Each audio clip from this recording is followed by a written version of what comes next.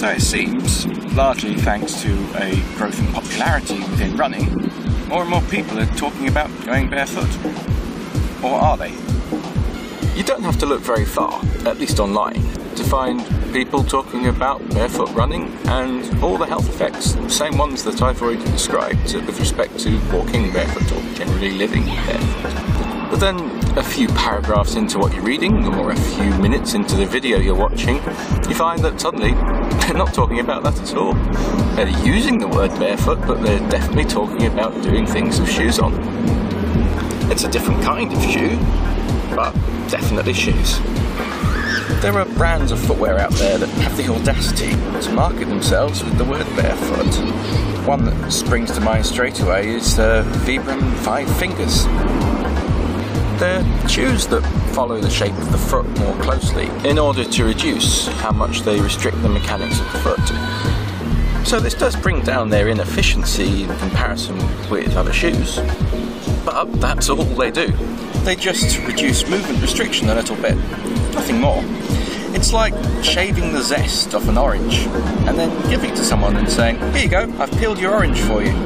Okay, so let's go through a list of differences between these Vibram Five Fingers and bare feet. Or, to put it another way, a list of similarities between Vibram Five Fingers and other shoes. 1. There's no air circulation. Your feet are still going to get hot and there's nowhere for the sweat to go, so how are they going to cool down? You get hot and sweaty feet just as you would in any other pair of shoes. This isn't very efficient for bodily fluids or energy. It's mentally draining as much as anything else. 2. So your feet are going to stink, and since Vibrams tend to be worn without socks, once a virus or bacterium sets up camp inside them, you're not going to get rid of it. It's going to have free access to your feet whenever you put those shoes on. Even if you wash them out thoroughly each time, you can't guarantee that they're going to be absolutely hygienic. 3. The sensory feedback that you would get from the ground when you're barefoot is vastly reduced by most shoes, and even Vibram Five Fingers. So you're missing out on not just an important aesthetic experience, one of the pleasures of not wearing shoes, but you're missing out some very useful practical information as well about where you're walking or running on. 4. Even these shoes, which are designed to fit you like a glove or like a sock, I suppose, and they're not going to be a perfect fit. They're designed to fit everybody, so there's going to be some friction, there's going to rub, you're going to get some soreness, and you're going to get some blisters.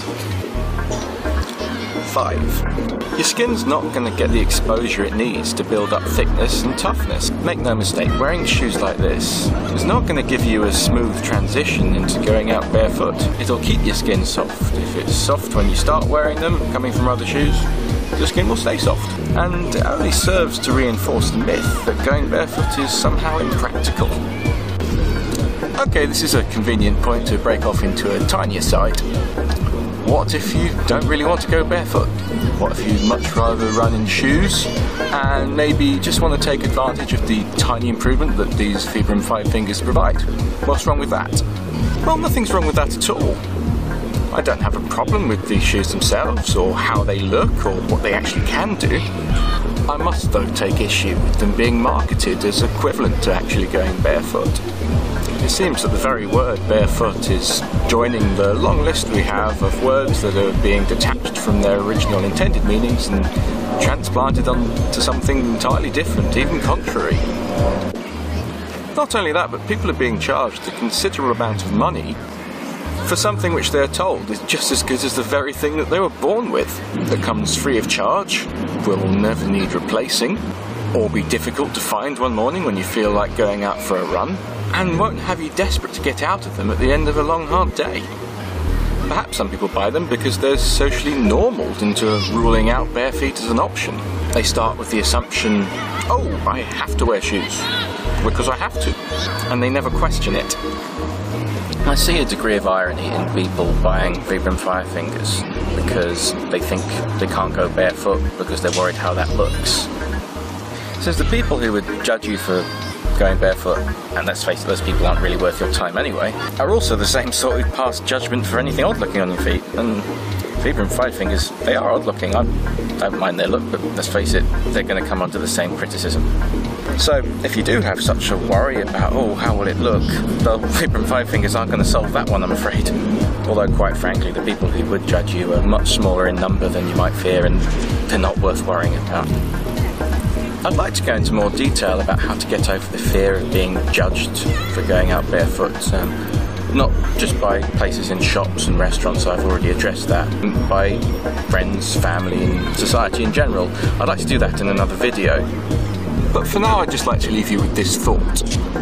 When someone says barefoot shoes or advertises something barefoot and expects you to pay money for it, just remember, you've already 2 potentially bare feet at the end of your legs, and no approximation can compete with them. I've written to the Advertising Standards Authority about one company in particular who call themselves Barefoot London, but seem to exist purely to be the UK distributor of these Vibram Five Fingers. Hopefully I'll be able to let you know how that one goes in my next video.